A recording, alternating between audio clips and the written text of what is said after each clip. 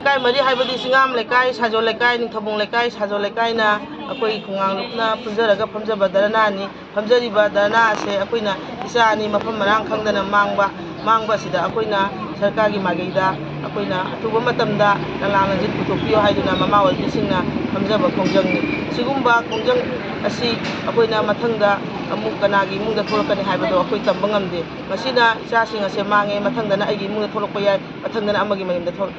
thorokpa yai adubu mikap mirakona thallaba mama walbisingi thamoida pendabana naire mitta pi taduna akoi ase siningba ama poe adubu akoina siroi akoi isagi damakta matam khudimakta akoi chongthoktuna mamang thaduna lepani adubu sarkarna yari makai athuba matamda sigi langlangjin puthokpigedabani haina mama oibisingna akoina khongjang ase changjanbani matungda su phangdari phawba isasingi damakta akoi lekhigani aduna sarkar india government amadi manipur government na akoigi manipurda tangdu leitadraba misi minana thallaba mikap miraw khona thallaba suksanglaba megi tang ahumdagi na ngasi phawba changjalakliba khongjang asida karigumba amatana mana nittana leibase akoi mama oibisingna pamjade